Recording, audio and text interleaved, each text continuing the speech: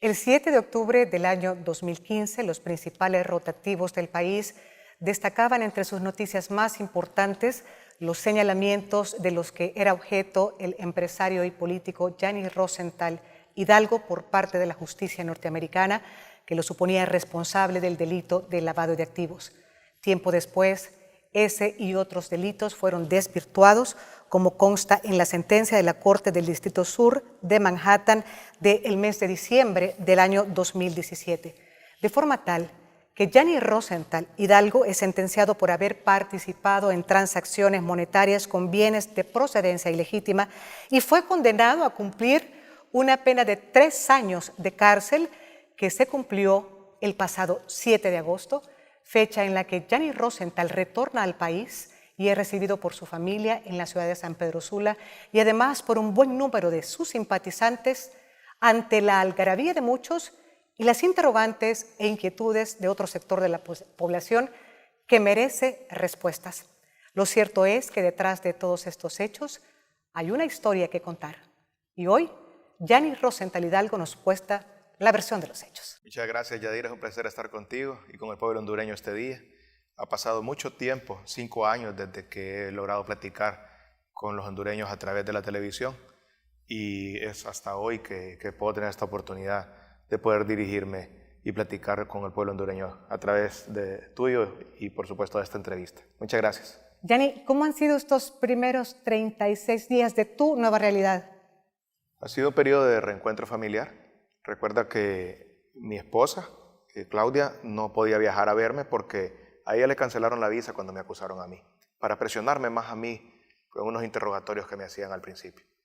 Y a mis hijas también, que estaban aquí en Honduras, les cancelaron su visa, igual que a mi madre.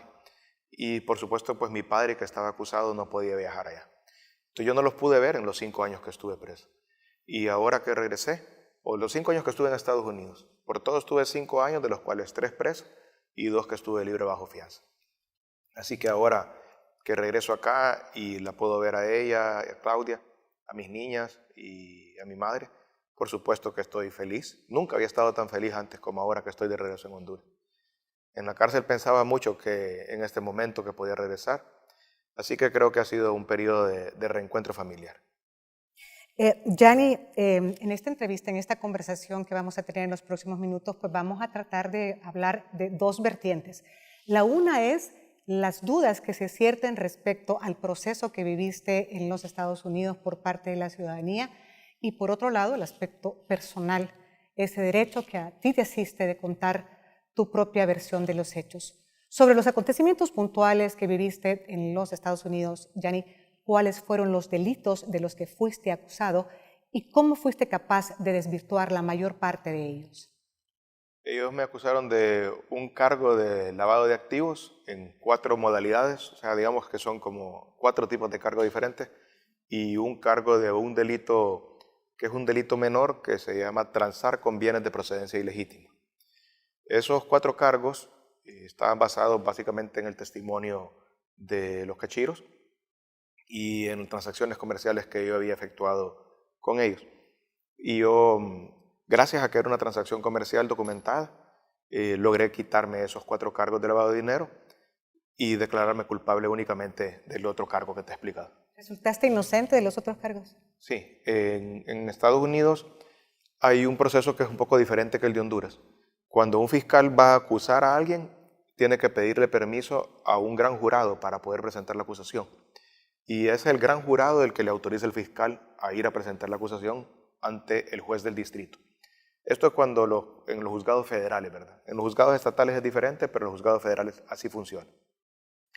De igual manera, en vista que fue un gran jurado que aprobó el requerimiento fiscal para retirar los cargos, también tiene que ser un juez federal.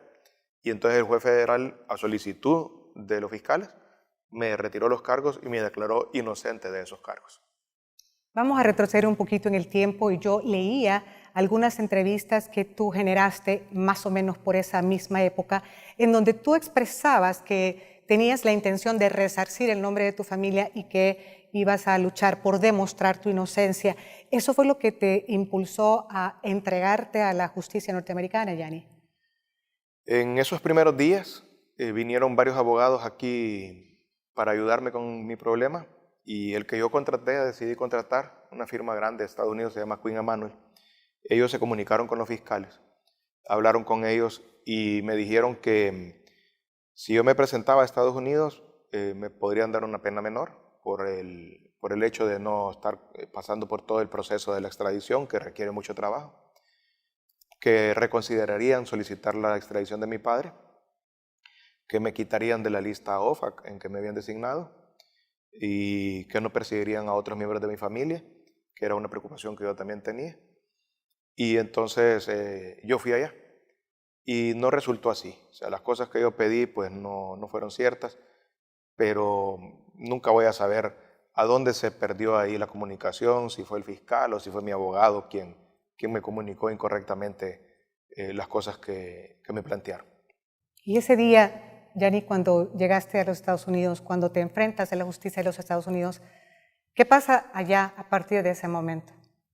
Bueno, primero que yo estaba todavía aquí en Honduras, como unos 2 o 3 días después de que había salido el requerimiento, y nos confiscaron esta casa, aquí donde estamos hoy, nos confiscaron la casa los fiscales, y tuvimos que salir de aquí.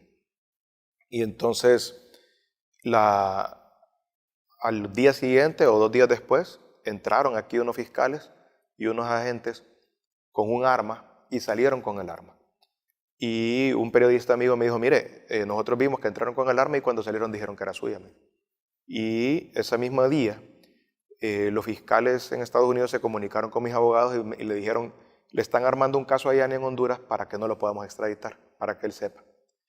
Entonces mi abogado me sugirió que yo me saliera de Honduras. Entonces en la madrugada me despedí de Claudia y ya estábamos durmiendo donde el hermano de Claudia. Y me despedí de ella a las 5 de la mañana y me fui para la frontera, a Corinto. Y me acompañaron algunos amigos. Cuando llegamos a Corinto, los mismos policías que estaban ahí me dijeron, pucha, Yanni, qué injusto lo que le están haciendo.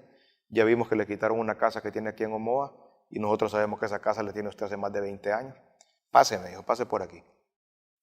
Y cuando llegué a migración, el de migración me dijo que si yo pasaba por ahí tenía que poner las huellas y yo le dije, pero si yo hago eso, van a saber que yo salí por acá y no quiero que nadie sepa. Entonces me dijo, pues no puede salirme. Entonces me regresé, llamé a un amigo que tengo yo ahí en la frontera y que él compra y vende ganado y él me ayudó a pasar por un punto ciego y salimos a unos caballos para Guatemala. Salimos montados a caballo porque estaba lloviendo muchísimo. ¿Una travesía que duró cuánto tiempo, Yanni? Todo el día. Nosotros llegamos a las 5 de la mañana y cuando logramos llegar a la ciudad de Guatemala eran como las 11 de la noche. Y estuve en Guatemala unos días, de ahí me trasladé para Panamá y de Panamá viajé para Nueva York para entregarme después de que los abogados habían ido para Panamá y ellos negociaron con los fiscales mi entrega y luego me trasladé para Estados Unidos. Se suponía que me iba a presentar al juzgado y me iban a dejar libre bajo fianza, pero no fue así, me metieron preso de inmediato. Y desde ese momento te internaste. Bueno, esos días ahí fueron unos días malos porque yo no sabía que iba para la cárcel, se suponía que tenía un trato de palabra que ambas partes íbamos a ir ante el juez a pedir la fianza. Claro, la expectativa que llevabas era diferente respecto a lo que te habían dicho, lo que efectivamente ocurrió cuando llegaste. Lo que ocurrió fue que efectivamente los fiscales cumplieron con el trato, pero resulta que me habían cancelado mi visa. Y entonces, si me dejaban libre, era un mojado en Estados Unidos y entonces me tenía que arrestar la migra y me metían a la cárcel de migración. Y me dijeron, mira, la cárcel federal es mejor que la de migración, mejor no pidamos la fianza y te quedas aquí en la cárcel federal por mientras vemos si te podemos conseguir la visa. En realidad fue como yo siento como que caí en una trampa, pero el resultado fue que al día siguiente me llevaron a la cárcel, me llevaron ante el juez primero. El juez me preguntó si me declaraba culpable, le dije que me declaraba inocente. Me preguntó si quería fianza y le dije que no. Y me dijo, espérese un momento, me dice. ¿Entiende lo que le estoy preguntando? Porque es la primera vez que un preso me dice que no quiere fianza. Entonces mi abogado le dijo, mire, le voy a explicar qué es lo que pasa. Y explicó lo que te acabo de decir de la visa. Entonces el juez dijo, bueno, pues, entonces va preso. Y me mandaron a la cárcel Era un viernes por la noche y el fin de semana me metieron a uno de los pisos donde está la que llaman población general, donde todos los presos están juntos. Pero el lunes en la mañana llegaron a buscarme los guardias y me dijeron, mira, por un error te metimos aquí, te tenemos que trasladar al 10º piso, donde están las celdas de aislamiento solitario. Ay, ¿qué hice? Le dije yo. No, no has hecho nada, me dice, por tu propia seguridad, porque aquí en este edificio hay gente que está sapeando, que está testificando contra ti, y tenemos que moverte. Y entonces me llevaron a una celda que la cama era de cemento, y tenía un colchón así, y me metieron ahí, estuve ahí como unas 3 semanas en esa celda, en aislamiento solitario, incomunicado, no podía hablar con Claudia también. Generalmente en las prisiones federales hay un sistema de cómputo para poder escribir unos emails y es un email limitado, ¿verdad? Donde uno puede tener hasta 30 personas que puede comunicarse. Y hay teléfonos de esos que hay en la pared, de payphone, como teléfono de paga. Y generalmente uno puede comunicarse con su familia a diario, sea por escrito o sea por teléfono. Pero esas 3 semanas ellos me incomunicaron. Y durante ese tiempo ellos me estaban interrogando porque ellos estaban bajo la impresión de que yo tenía un dinero escondido en Suiza. Y me decían, ¿y dónde está el dinero? Y yo no tenía nada en Suiza, pues, y les explicaba y me mantenían ahí, no me dejaban hablar con nadie y me tenían en la celda de castigo y no me dejaban bañarme. Y después de 3 semanas, pues ellos ya vieron que en realidad yo les estaba diciendo la verdad y ya me trasladaron a otra prisión, donde estuve nada más como 1 semana y de ahí mi abogado logró conseguir el permiso de migración y me dejaron libre bajo fianza. Sí, y por ahí corrió un tiempo antes de que nuevamente fuera sometido a juicio, pero en ese momento, Gianni, que tú estabas librando esta batalla por tu libertad y por el resarcimiento de estos hechos que se te imputaban, ¿qué pasaba con tu familia en Honduras? Estaban también viviendo un proceso muy complejo por las autoridades hondureñas. Efectivamente, aquí la Fiscalía incautó en la primera ronda más de 60 bienes a mi familia, incluyendo esta casa, como te he dicho, la casa de mi madre, que también la sacaron a ella y a mi papá de sus casas, y las de mis hermanos, que en realidad mis hermanos no tenían nada que ver en el asunto, no estaban acusados de nada, pero fueron y les quitaron sus casas, se las incautaron, y ahora están esas casas también en un proceso de confiscación. Se las han confiscado a ellos también, igual que la de mi madre, igual que la mía. Y así muchas empresas que yo y mi padre hemos construido, las cerraron. La empacadora Continental, el Banco Continental, otra compañía de alimentos Continental, Diario Tiempo. Todas estas compañías las cerró el gobierno, directa o indirectamente, porque también al confiscarnos el banco, ahí estaban los depósitos de esas empresas. Y esas empresas sin dinero no podían pagar planillas, no podían operar y se cerraron. Y todo esto ocurría a una gran velocidad, todas estas confiscaciones y miles de personas perdieron su trabajo, miles y miles de personas aquí en el Valle de Sula que perdieron su trabajo por la forma acelerada en que la Fiscalía confiscó los bienes. Regresamos a Estados Unidos, Gianni, y allá pues fuiste sometido a juicio y luego recibiste una sentencia. De pronto nos puedes compartir un poco de ese momento, porque también quisiera consultarte cuál fue la vivencia tuya allá en esta situación de cárcel durante la pandemia, pero vamos por partes y empecemos por el tema de la sentencia. ¿Cómo se resuelve ese proceso? Pues yo estuve libre casi 2 años bajo fianza. Y ese momento me dio la oportunidad de poderme defender adecuadamente, de presentar pruebas. En Estados Unidos también hay un proceso que se llama discovery o descubrimiento, en el cual los fiscales me entregan a mí toda la evidencia que tengan en mi contra, sea relevante o no relevante, porque yo ahí mismo puedo buscar evidencia exculpatoria. Y yo también le presento a ellos la evidencia que considero que puede rebatir las acusaciones que ellos me hacen. Y efectivamente así fue. Yo estudié los documentos que me habían dado, me dediqué a eso a tiempo completo. Tenía suficiente tiempo claro. para leer. Ya estaba libre, pero pasaba todo el día en la oficina del abogado estudiando los documentos que me dieron y los abogados venían a Honduras a traer documentos aquí también y que yo les decía, miren, hay estos documentos en tal lugar que ustedes pueden ir a buscar y pueden presentarlos de evidencia. y fueron presentándole a los fiscales. Y un mérito que le tengo que dar yo a los fiscales en Estados Unidos y a los jueces en Estados Unidos es que son objetivos y reconocen. Si yo le presenté la evidencia, ellos reconocieron que ese cargo no me lo iban a poder probar en juicio porque yo tenía evidencia y aceptaron retirarme el cargo. Eso para mí fue algo novedoso porque aquí en Honduras yo nunca he visto un fiscal aceptar prácticamente que se equivocó o que tomó una decisión basada en el testimonio de una persona que no le estaba diciendo la verdad. Y entonces ellos aceptaron desistir de los cargos que yo logré demostrar que no había incurrido en esos delitos. ¿Cuántos fueron esos cargos? Esos fueron 4 cargos. Me quedó un cargo menor, que es este que te he dicho antes, se llama transar con bienes de procedencia ilegítima. Y ese cargo, los abogados me explicaron que es muy fácil probarlo en Estados Unidos, porque ellos no tienen que probar que yo sabía que los fondos provenían de una actividad ilícita. Nada más yo tenía que saber que la persona con quien yo estaba lidiando estaba involucrado en actividades ilícitas, y eso es suficiente para que te declaren culpable. Es casi imposible salir inocente de ese delito. Y entonces mis abogados me recomendaron que me declarara culpable. Y así lo hice. Cuando me sentenciaron, pasó algo interesante en Estados Unidos. Cuando uno se declara culpable, firma una especie de contrato con los fiscales, donde yo acepto declararme culpable de ese delito, acepto una pena que en mi caso era de 51 a 63 meses, digamos entre 4 y 5 años más o menos. Yo firmé eso. Y ellos firman lo mismo. Ellos aceptan no pedir más y yo no pedir menos. Por supuesto, el juez puede tomar la decisión que él quiere. El juez puede decir, no, estoy muy poquito, le voy a dar 10 años.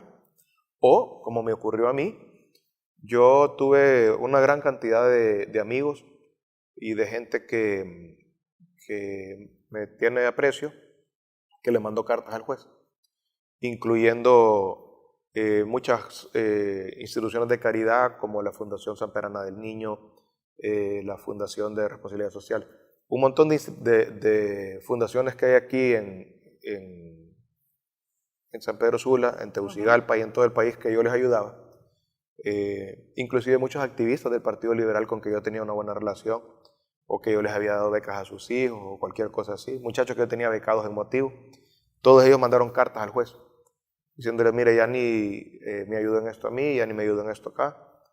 Y por supuesto, pues mi familia, mi esposa, mi padre, mi madre, mis hermanos, todos mandaron cartas. Y el juez recibió más de 300 cartas. Y el día que me condenó me dijo, te tengo que castigar porque te declaraste culpable de este delito, cometiste un delito, pero también voy a poner en una balanza las cosas buenas que has hecho. Y entonces me bajó la pena y me condenó a 36 meses. En vez de los 51 a 63 meses que yo había aceptado, él me condenó a 36 meses, que es bastante menos, un año menos, digamos, prácticamente. Y de esos 36 meses estuve ligado en la prisión.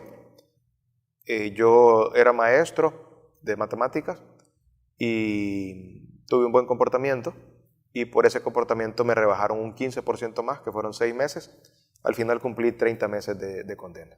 Es decir, que incidió en esa decisión de tu sentencia el apoyo que recibiste por parte de algunos amigos tuyos aquí en Honduras y también tu buen comportamiento en la prisión, Yanni. Y bueno, no cuesta imaginarse lo que debió haber sido esa circunstancia que viviste allá, pero hay que poner un énfasis especial en el tiempo de la pandemia. ¿Cómo viviste ese momento allá? Bueno, la prisión en que yo estaba es una prisión donde hay edificios de celdas y luego hay un edificio donde está el gimnasio, otro edificio donde están las canchas de fútbol, básquetbol, no un edificio, sino un área abierta, ¿verdad? Donde están las canchas de fútbol, de básquetbol y etc. Luego hay un edificio que es una cafetería donde vamos a comer, otro edificio que es el área de educación y otro edificio que es una capilla. Entonces, durante el día, de las 6 de la mañana hasta las 10 de la noche, yo puedo circular libremente por todas estas áreas, pero me puedo mover de un edificio al otro únicamente a la hora en punto. O sea, digamos, a las 10 de la mañana yo puedo moverme de mi edificio de celdas al edificio de educación. No puedo hacerlo a las 10:30 o a las 10:45. Y cuando quiero regresar, si ya son las 2 de la tarde en punto, entonces me puedo mover de regreso. pero o sea, el movimiento es limitado. Cuando los fines de semana también yo recibía visitas, tuve muchos amigos de aquí de Honduras que me fueron a visitar. No todos los que quisieron, porque había bastantes que me querían visitar y me costaba mucho que me aprobaran las visitas. Tenía 2 hijas en Estados Unidos que estaban estudiando allá cuando yo caí preso y ellas se quedaron allá en Estados Unidos conmigo visitándome. Mi hija Elisa, que vivía en Indiana, venía como una vez al mes a verme. Mi hija Victoria, que vivía en Miami, llegaba todos los fines de semana a visitarme. Nunca faltó un fin de semana. Y mi hermano Carlos viajaba un mes sí, un mes no a visitarme, y mi hermana Patti también viajaba a visitarme. Y también mis sobrinos, los hijos de mis hermanos, iban para allá a verme. Algunos amigos, mis tíos. Pero el 14 de marzo suspendieron las visitas por miedo a que los visitantes trajeran el virus a la prisión. Y eso fue difícil para mí porque disfrutaba mucho los fines de semana la visita. En la prisión, cuando uno recibe un visitante, es como que el mundo entra a la prisión. Y a partir del 1 de abril, el director de la prisión, el warden, nos dijo, miren, ahora el virus ya entró a la prisión, ya tenemos guardias enfermos y tenemos presos enfermos. Entonces los vamos a tener que encerrar en sus celdas. Y nos metieron a las celdas el 1 de abril y nos encerraron 24 horas. ¿Cómo es una celda, Yanni? Una celda mide más o menos 3 metros por 2 metros de ancho. 3 metros de largo, digamos del tamaño de esta alfombra más o menos donde estamos sentados. ¿Es ahí donde estuviste? Ahí estuve, ahí hay 2 camas, hay un servicio sanitario, hay un lavamanos, hay 2 lockers que miden, digamos, unos 3 pies de alto, 2 pies de ancho, 2 pies de fondo, y una pequeña mesita, tal vez como el doble de esa que tienes ahí, para comer. Y ahí me dejaban salir los lunes, miércoles y viernes 15 minutos para bañarme. Los martes y los jueves 15 minutos para... Llamaba a Claudia los martes y a mi mamá los jueves. Y antes de eso yo y Claudia teníamos un horario que yo la llamaba todas las tardes a las 8 de la noche y que aquí en San Pedro son las 6 de la tarde, ¿verdad? Y ya ella sabía que yo... Pero durante la pandemia me sacaban, hay veces en la mañana, hay veces a mediodía, hay veces en la tarde. Ya no tenía un horario para poderla llamar. Fue más complicado para ella, que tenía que estar pendiente de todo el día, a ver a qué hora la podía llamar, y nada más una vez a la semana. Los sábados y los domingos no me dejaban salir. Entonces aprendí a bañarme en el lavamanos, de la cintura para arriba, y en el inodoro de la cintura para abajo. Y así medio me daba un baño los martes, jueves, sábados y domingos. Y los otros 3 días eran los días que me daba un buen baño en una ducha. Y estuve encerrado, tenía un compañero de celda cubano que estaba preso, primero estuvo preso 17 años y ahora estaba en la segunda vuelta, había vuelto a caer preso, ya llevaba como 6 de 10 años. Era reincidente el amigo. Sí, ahí 23 años preso, pobrecito. Ya un hombre de 66 años, pero fue un buen compañero, no estaba loco, que hay gente que se pone loca ahí. He llegado a una conclusión que como en Estados Unidos no hay ya manicomio, meten a los locos ahí a las prisiones, porque hay mucha gente, mucho loco. Y entonces esos 4 meses, abril, mayo, junio, julio, sí fueron meses bien duros porque perdí la comunicación. El sistema que te conté que teníamos de email, que yo podía escribirle aquí a varios amigos, ya no pude más.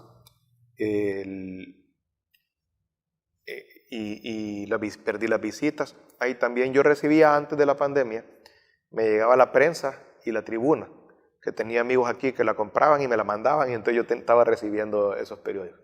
Y los dejé de recibir también por miedo al virus. Y entonces perdí esa fuente de información. Yo no sabía qué estaba pasando en Honduras. Yo ni sabía que aquí la gente me estaba esperando para recibirme en el aeropuerto. Para mí fue una gran sorpresa en el aeropuerto. Yanni, volvamos un poquito al proceso. ¿Tu situación legal en los Estados Unidos está totalmente resuelta? Efectivamente, yo cometí un delito y pagué por el delito. Y yo me declaré culpable y tuve que ir preso esos 3 años. Los otros cargos que me habían imputado, el juez me declaró inocente. Ya no me podrían acusar por los mismos hechos porque sería un doble juzgamiento. Y considero que como Honduras es signatario de algunos tratados, que le impiden que también me pueda acusar por los mismos hechos, ya no tengo el riesgo de que me puedan volver a imputar cargos. ¿Te sientes perseguido por el gobierno de Honduras? Yo no sé si el gobierno o la fiscalía, ¿verdad? Pero sí, lo que ocurrió con los bienes fue injusto porque tiene que haber un principio de proporcionalidad entre la magnitud del delito y la magnitud de la pena. Eso cualquier abogado lo entiende, creo que inclusive los periodistas que les enseñan de derecho saben que al tamaño de la pena, del delito, el tamaño de la pena.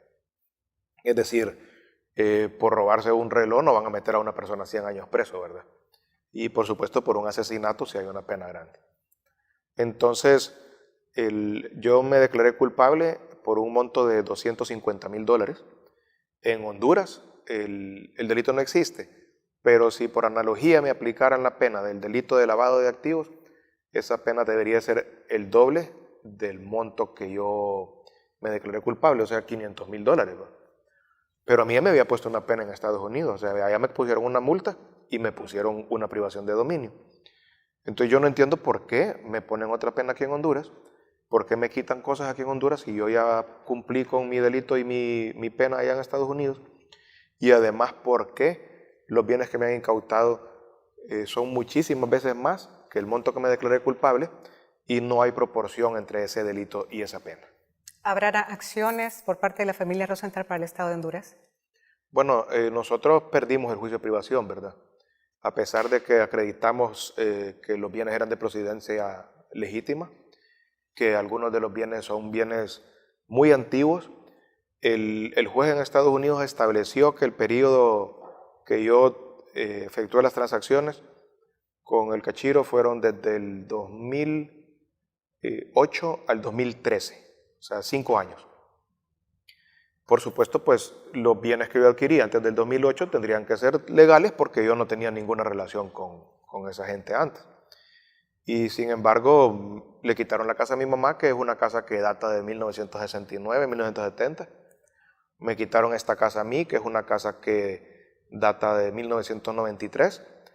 Y, o sea, muchísimos años antes de cuando ocurrieron los hechos por los cuales yo me declaré culpable. Gianni, el tema de estos temas que estamos hablando, el tema de los bienes de origen ilícito, del lavado de activos, son temas hipersensibles para la sociedad y tengo que preguntarte en una forma obligada cómo podemos explicarnos o cómo le explicas tú a la sociedad cómo pudiste vincularte con estos grupos. ¿Sabías que estaban con bienes de origen ilícito? Bueno, lo que ocurrió es que el Cachiro primero fue cliente antes de ser narco. O sea, él es cliente de empacadora desde los 90, principios de los 90. Y se convierte en narco de acuerdo a lo que él mismo dice en el 2003. Y yo regreso del gobierno, porque yo vivía en Tegucigalpa, estaba en el gobierno de Mel Zelaya, y regresé aquí a San Pedro Sula en el 2008. Y es en ese momento que yo me entero que tengo un cliente que ha sido cliente 15 años y que se convirtió en narco. Y ahí lo tenía que haber cortado. Esa es la verdad de los hechos. Yo lo debí haber cortado y ignoré eso. Y permití que él siguiera vendiendo ganado ahí en la empacadora 5 años más. Y hasta que en el 2013 a él lo acusaron en Estados Unidos. Bueno, en ese primero lo designaron en la OFAC, antes de que lo acusaran. Y cuando lo designaron en la OFAC, yo me enteré pues, y inmediatamente lo corté como cliente. ¿Y es posible, Gianni, cortar esas relaciones? Sí, la corté. Yo en ese momento lo corté a él. Por supuesto que ellos son personas peligrosas, pero yo lo hice.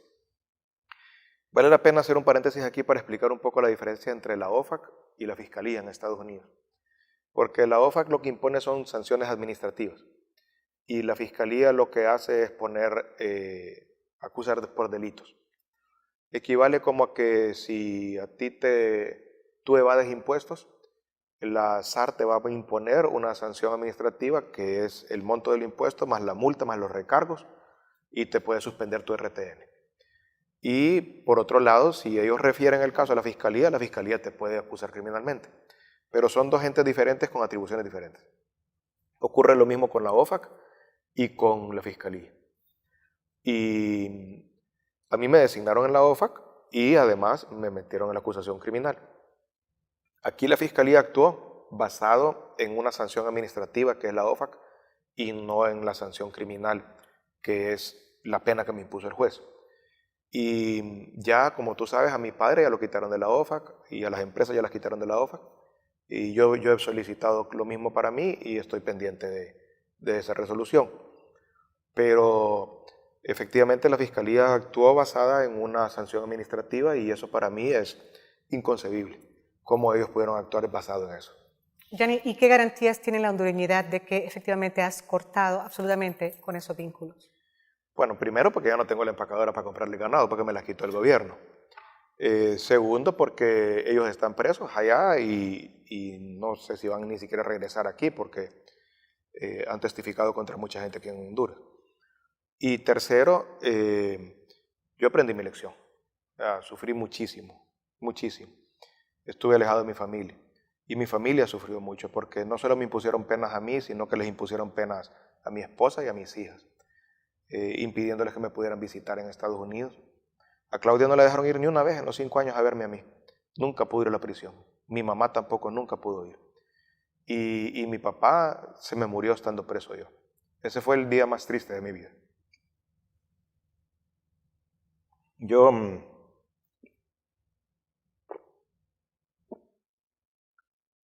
ni me gusta hablar de eso porque me cuesta mucho. Porque yo tenía una gran relación con mi papá.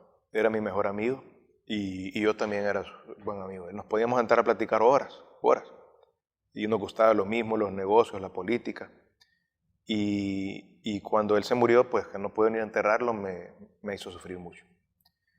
Fue hasta ahora que regresé, que lo pudiera ver y despedirme de él y pedirle consejo también de qué debo de hacer. Sí lograste despedirte de tu padre entonces. Sí, me costó también porque el cementerio aquí está cerrado, no dejan entrar gente y únicamente puede entrar la gente que va a enterrar, pero ir a visitar está suspendido por el virus. Pero mi hermano Carlos no sé cómo hizo y nos permitieron ir porque, por la situación especial que yo no me había podido despedir de él. Y fui con Claudia y con mi mamá y con mis hijas y Carlos y a despedirme de él. ¿Cuál fue la última comunicación que tuviste con tu padre? Bueno, interesantemente el lunes, antes de que él se murió un viernes, y el lunes que hablé con él me dijo, fíjate que yo me he estado sintiendo débil, me dice, pero ya me siento bien, me dice. Y yo creía que no iba a aguantar a que vos regresaras. Y le dije, ¿por qué me decís eso, papá? Le digo, si no tenés nada, pues te han estado llevando al doctor y estás sano. Le digo. Porque él era sobreviviente del cáncer, pero no fue del cáncer que murió, sino que de un infarto. Y ese viernes él se sintió mal y lo llevaron al hospital y le dio un infarto bien fuerte. Y lo metieron al UCI. Y cuando me avisaron, yo llamé a Claudia y Claudia me lo puso al teléfono. Y yo le dije, pues, bueno, Claudia me dijo, hablale, no sé si te va a escuchar porque lo tienen en coma, me dijo. Pero vos hablale. Y entonces yo le dije adiós, ahí como pude y... Gianni, eso nos introduce también al plano personal. Yo había querido enfatizar en estas cosas que hemos hablado porque durante estos 3 años que tú estuviste encerrado en una prisión en los Estados Unidos, la sociedad hondureña también atravesaba por muy duros momentos y ha sido fuertemente golpeada por una serie de temas que también han sido muy dolorosos. Y es importante resarcir temas como la confianza, resarcir temas como la credibilidad y la consideración a todos los golpes que también ha recibido en tu ausencia la familia hondureña. Así es que por eso era importante enfatizar en esos aspectos para clarificar la circunstancia que viviste en los Estados Unidos. Pero ahora me has llevado ya a un muy íntimo plano personal que me obliga, Gianni, a preguntarte si es esta entonces la peor experiencia que has vivido en tu vida. Definitivamente. Recuerda que mi padre fue un hombre muy trabajador y me dio a mí todas las comodidades que él pudiera darme. Viví una vida muy cómoda desde que nací, pero en la prisión aprendí cómo ser pobre. Aprendí a pasar frío, a pasar hambre, a pasar soledad. Yo le he contado a algunos amigos lo que pasaba cuando me enfermaba. En el hospital, ahí tienen una clínica en la prisión. Y yo iba ahí, digamos, yo tuve un problema con un codo que me dolía mucho. Fui el lunes, no me atendieron. Fui el martes, no me atendieron. Fui el miércoles, no me atendieron. Fui el jueves, no me atendieron. Y estaba sentado como un murito ahí, desde la mañana hasta la tarde, hasta que cerraban. Al quinto día, y bueno, los otros presos me decían, tenés que ir, porque si no, no te van a atender. Y ahí estate hasta que te atiendan, hasta que ya no te aguanten. Porque ya los otros presos que tenían experiencia ya sabían cómo era. Al quinto día me atendió una enfermera y me dijo, mire, me dice, aquí nosotros no tenemos medicina para eso que usted tiene. Pero aquí hay una tienda ahí enfrente, me dice, y ahí puede comprar una aspirina, me dice una Tylenol para que le duela menos. Es lo que podemos hacer. Eso es lo que exactamente pasa aquí en Honduras cuando la gente va al hospital, escuela, al Catarino Rivas o al Seguro Social. Y son cosas que yo nunca las hubiera experimentado, no las hubiera entendido, si no hubiera sido ahí. Entonces fue una experiencia que en cierto sentido fue la peor experiencia de mi vida, pero también fue una experiencia muy aleccionadora. Además, ocurrieron cosas que fueron positivas. Me acerqué mucho a Dios, a mi religión, aprendí mucho de mi religión. Habían bastantes otros judíos ahí y me enseñaron bastante y me acerqué más que nunca a Dios. Y eso es algo que ya creo que no lo voy a perder nunca, la cercanía con Dios. Ahora le rezo a Dios todos los días que me dé visión, que me dé conocimiento, que me dé sabiduría, que me dé discernimiento. Y creo que pues de algo muy malo salió algo positivo. ¿De qué se arrepiente Gianni Rosenthal? Bueno, cometí un error, pagué por mi error, me arrepiento de haberlo cometido y nunca más quiero volver a cometer un error de ese tipo. Pero es creo la primera cosa de la que me arrepiento de haber hecho en mi vida. ¿Hay cuentas pendientes con la justicia en la vida de Gianni Rosenthal? No, por supuesto sí tengo el juicio de privación de dominio, donde el gobierno me quiere quitar todo lo que yo tengo, absolutamente todo. Y voy a seguir adelante con ese juicio y pelear. Tengo otros juicios también pendientes con el mismo gobierno, pero en cuanto a que yo tenga acusaciones criminales, no las tengo. Bueno, pero a juzgar por tus movimientos en algunas redes sociales y las noticias que ha trascendido tuyas tras el retorno al país, infiero que estás también dispuesto a enfrentarte a un juicio un poquito más delicado, el juicio del escrutinio popular. ¿Estás considerando reinsertarte en la política a través de una candidatura? Bueno, Yadira, lo que ocurrió, como te conté, yo estuve 4 meses encerrado al final de la condena y yo no sabía lo que estaba pasando aquí y que la gente estaba organizándose para ir a recibirme y que hablaban de una candidatura mía. En realidad es un tema que yo no lo sabía, lo ignoraba por completo. De hecho, la primera vez que me di cuenta fue el lunes, creo que era 1 o 2 de agosto, y llegó un guardia que es hondureño, apellido Chávez ahí, y me dice, hey, vos me dice, te vas a lanzar, me dice. Y yo, buena gente el guardia este. Habían guardias buena gente y habían guardias mala gente que lo trataban al preso como un perro. ¿Va? Pero este, pues como era hondureño, yo tenía empatía con él. Y me dice, ¿y vos te vas a lanzar? Me dice. Le digo, no sé ni de qué me estás hablando. Le digo, no, me dice, allá en Honduras están mandando unos anuncios tuyos, me dice, por las redes. Ya mi familia me las mandó a mí, me dice, ya los miré, los anuncios políticos tuyos. Me dice. No, pues no sé, le dije yo. Cuando salí de la prisión, me llevaron para el aeropuerto, la migra, y me llevaron para deportarme me montaron un avión. Y mi sobrino Alejandro se había ido para allá para esperarme y veníase conmigo. Y me dijo, tío, me dice, hay como 1000 carros ahí esperándolo, me dice, hay un montón de gente. Y le van a preguntar que si se va a lanzar, ahí están los periodistas, me dice. Y efectivamente cuando aterrizamos y salimos del avión, pues la primera persona que saludé fue a Claudia, y después a mis niñas y después a mis hermanos. ¿Ya maduraste esa posibilidad, Gianni? Lo he pensado, lo he estado pensando, he estado platicando con muchos liberales, con líderes del partido, con la base, con la juventud del partido. He estado haciendo una serie de consultas. No he tomado una decisión al respecto. Y sé que si lo tomo tiene que ser en los próximos días, muy rápido, porque el 13 de septiembre van a convocar elecciones y el 13 de noviembre hay que escribir planilla. Y entonces falta muy poco tiempo para eso y tengo que tomar una decisión. Bueno, pero si esa es tu tu perspectiva, Yanni. Yo necesito preguntarte cómo ha sido ese reencuentro con la sociedad hondureña, cómo valoras la sociedad hondureña que encuentras a tu regreso. Bueno, yo estoy sorprendido porque no me han recibido, digamos, como un ex convicto, sino que me han recibido con los brazos abiertos. Por supuesto que yo solo hablo con mis amigos, ¿verdad? No, los enemigos no me llaman, ¿verdad? Entonces los enemigos no sé qué piensan. Pero mis amigos están bien. Claudia se esforzó porque las cosas aquí en la casa estuvieran igual. Le digo yo que como aquella canción de que en el mismo lugar y con la misma gente.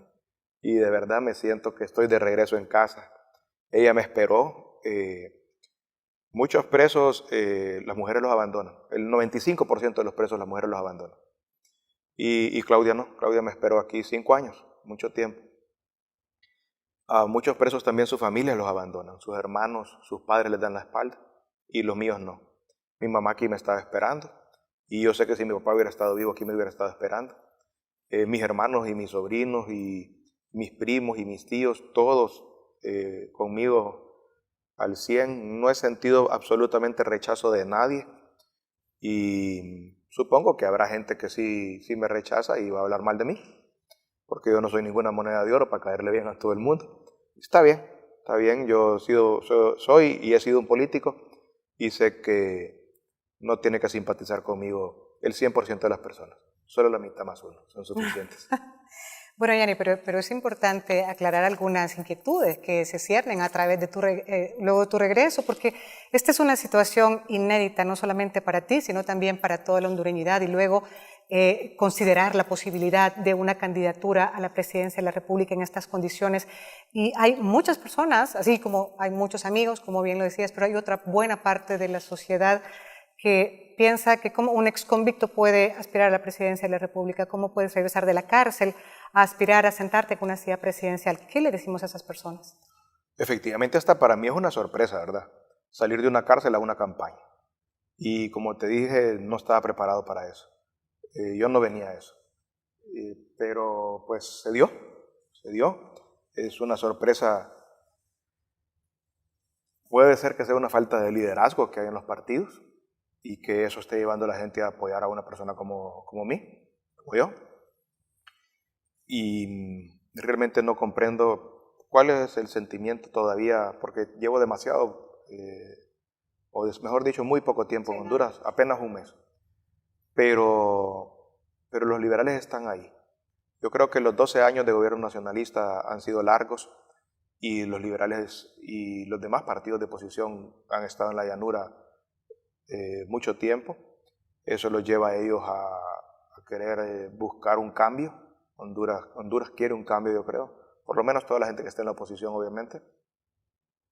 Como te digo, son 12 años muy largos. Y yo creo que ya es tiempo de un cambio. Sea yo o no sea yo quien lidere ese cambio, efectivamente el país lo va a necesitar. Bueno, y sin duda eso sería tema de otra entrevista, pero de pronto, Yanni, yo quisiera preguntarte ya por finalizar y agradeciéndote el tiempo que nos has dedicado, si esta experiencia representa un parteaguas en la vida de Yanni Rosenthal Oliva. Por supuesto que sí, mira, aprendí muchísimas cosas yo en la prisión. Primero, fui maestro en matemáticas yo ahí. Yo le daba clases a los otros presos, tenía clases en español, clases en inglés. Y eso me ayudó mucho a entender cómo es ser un docente. Era una profesión para la cual yo tal vez no tenía el respeto que se merece. Ahora los admiro, los respeto. Aprendí lo difícil que es estar parado todo el día dando clases ahí, que los muchachos ni siquiera le pongan atención y lo tedioso que es. Los admiro mucho a los docentes ahora. Y además pues creo que aporté mi granito de arena para ayudarle a otros presos a que se pudieran graduar de high school, que es el equivalente de bachillerato aquí en Honduras. Y me siento orgulloso que logré graduar 38 presos. Así que es una cosa que fue algo que me hace sentir bien. Leí muchísimo. Leí creo más de 150 libros en los 3 años que estuve preso. Y leí sobre cosas que nunca había leído. Algunos amigos filósofos que tengo aquí en Honduras me aconsejaron leer de ese tema y me mandaron algunas listas de libros. Leí de filosofía, leí de diplomacia, leí de ciencias políticas, por supuesto, mucho. Yo antes solo leía de negocios y de economía. Y por supuesto leí muchos libros de eso porque me gusta. Pero aprendí de muchos temas y me siento que soy una persona que ahora tengo un conocimiento más amplio de muchas más áreas de las que tenía antes, algo que no hubiera pasado si yo no hubiera estado ahí, y donde tuve el tiempo para leer todos esos libros.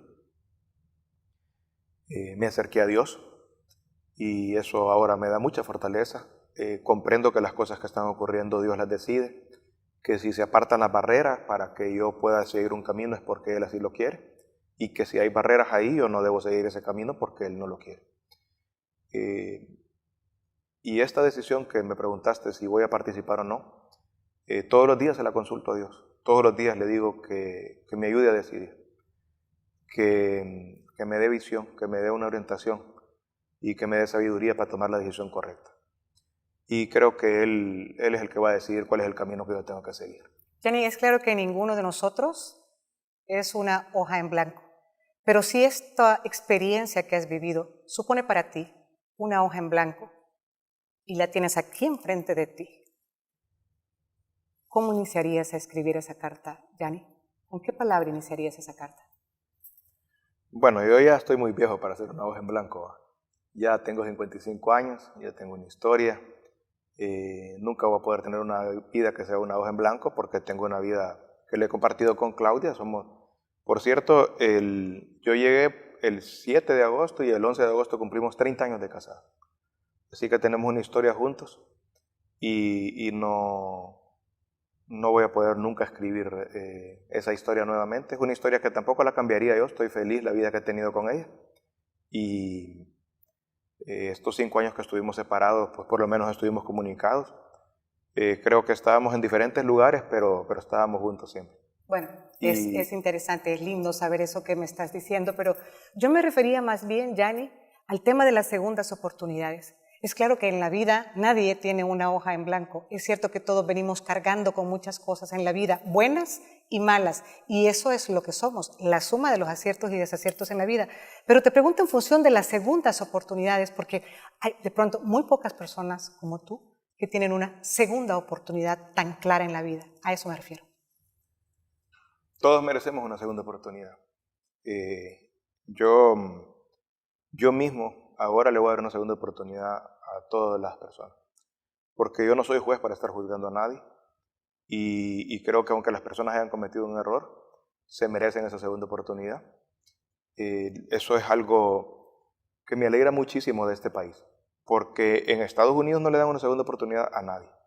Esa es una sociedad que es muy dura con las personas que cometen errores. Y el que cometió un error se fregó para siempre. Y nuestra sociedad es diferente. Y yo creo que para los gringos inclusive es inconcebible que la gente en Honduras esté pensando que yo sea su candidato, porque ellos no le dan una segunda oportunidad a nadie. Y por más que la gente hable mal de Honduras y que la gente piense que Honduras es un país del tercer mundo y lo que digan, Honduras tiene sus cosas buenas. Y esta yo creo que es una cosa positiva. Que el hondureño no es una persona que se forme un criterio cerrado, es una persona que sí da segundas oportunidades y yo creo que es correcto porque no somos nosotros nadie para ser jueces, para estar juzgando a las personas. Entonces, en eso sí, efectivamente yo creo que el pueblo hondureño me ha dado una segunda oportunidad, que mi familia y mis amigos me han dado una segunda oportunidad y la voy a saber valorar. Nunca volvería a cometer el mismo error que cometí y voy a saber aprovechar esa segunda oportunidad. Sin duda alguna, Jenny, se nos quedan muchísimos temas como para hacer esta y muchas entrevistas más. Yo espero que haya oportunidad para eso, pero pues ahora te dejo para que le des un último mensaje, por lo menos a partir de esta entrevista, al pueblo hondureño. Bueno, yo lo que quería hoy, este día, era contarle a los hondureños un poco lo que me pasó, lo que pasó con mi caso, cómo viví esos 5 años allá en Estados Unidos, porque hay mucha desinformación con respecto inclusive a los delitos de que me habían acusado, de qué me declaré culpable, cómo concluyó el caso, lo que pasó aquí en Honduras también con la Fiscalía y con los juzgados, y por supuesto pues porque tengo muchos amigos personales y políticos que están a la expectativa de saber cuál es mi futuro Y también yo te agradezco esta entrevista que me has hecho para poder aclarar o profundizar sobre estos temas. Muchas gracias, Yadira. Yo creo que esto es muy oportuno. Te agradezco la oportunidad. No, al contrario, muchas gracias, Yanni, por compartirnos tu versión de los hechos. Te asiste absolutamente el derecho y lo que hemos querido nada más es contribuir un poco a aportar veracidad y claridad en medio de una sociedad que así lo demanda. Así es que te agradezco muchísimo. Al contrario, espero que hayan muchas otras oportunidades de conversar. Te deseo muchos éxitos, que haya madurez en la toma de decisiones. Y a usted le agradecemos mucho el favor de acompañarnos durante este espacio de tiempo. Y bueno, a mí por lo menos me queda claro que esta historia aún no termina de escribirse. Gracias por estar con nosotros.